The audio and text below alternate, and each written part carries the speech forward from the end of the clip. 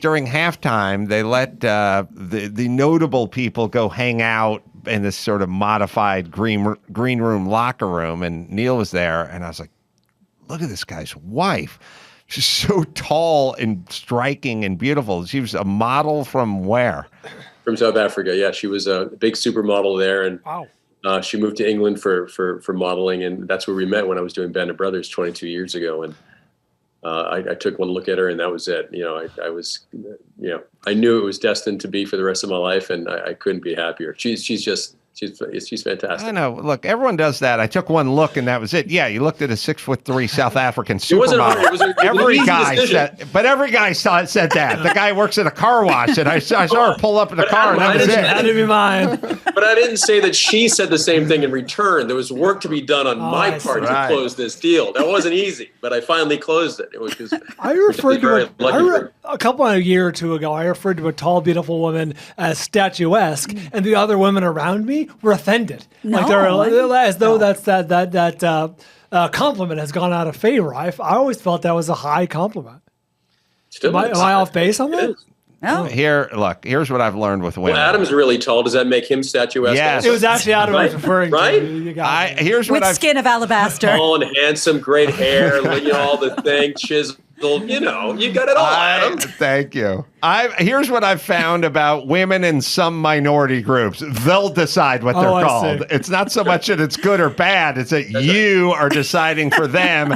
And there's certain women in certain groups that do not want you deciding. That's fair. That's right. That's a fair assessment. That's how it works. It's less, and you're confused as the dumb white guy. It's like, I thought that was a compliment. Yeah, it's not in It's the always title. us that make a dumb compliment. That's right. Right. That's why I choose to say very little in life. It's so much easier. Yeah. So, you said that you and your statuesque wife produced this thing? We produced this one. We've started this thing now with Cinedigm that they back us to make these great films, and from Boone to Redstone, which is part 1 to the trilogy. We're going to start Boone 3 or part 3 of the series fairly soon. But yeah, so Ruve and I get to produce them. And we just produced this other film with INSP, another Western called The Warrant Part 2 with Dermot Mulroney as the lead villain in this one. And it's great for me because now that I get to produce these films with my wife, I get to finally play the heroes in these things. And I don't have to do the scenes that I'm not comfortable doing. We can write around it. So for me, I finally get to tell the stories that I've always wanted to tell and be part of, and Cinedigm's allowing us to do that, and it's just a great point in my life right now for sure. And the 5 kids, we put them to work on the set. Our youngest, whether they're acting in it, working craft service. Morgan, our oldest son, is working the stunt department in this last film. So keep it a family business and keep building on that family brand. So it's pretty awesome. Well, specifically, I think I'm reading here that you were fired from a TV show for not doing a sex scene.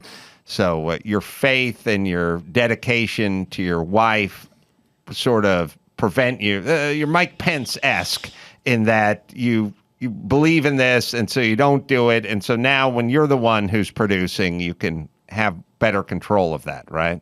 Yeah, we have all, Boone was the first time I had a romantic relationship in a film, because I'm always playing the villain. And, since I won't do certain scenes, I'm going to be the best villain out there to provide for my 5 kids and my beautiful statuesque wife. So now that we get to do it all together and I get to write these films, I wrote Boone, I wrote the next one called Faith, this Western we're about to start. So by writing these characters, I get to write it the way that I wanted to see it. And I really like the films back in the 70s and the 60s. I like when, or even before that, when you go back to The Hustler, this Paul Newman about to have a scene, he's about to, what he's about to do, and then he just closes the French windows, and that's what's going on. And I think there's something to be said about the imagination instead of just seeing everything right in your face. And people have made the argument that, well, you've killed thousands of guys in television and movies. I'm like, yeah, but I'm not really killing thousands of guys. I'm really in the bed locking lips with another woman. I'm just not comfortable doing that. I never have been, and I never will be unless it's figure out a way for Ruve to be an actress now, which I've tried for years, but she keeps saying no. Mm-hmm. Then, of course, you have the mom jeans, which are just high-waisted jeans. But I literally bought these jeans. I loved them. I put them on. And then I got home and I actually read the label. And they are actually labeled distressed mom jeans. Oh. Which I think is redundant. I mean, just say mom. For distressed moms? Yeah, exactly. They're actually torn a little bit, which I think represents how I feel on the inside.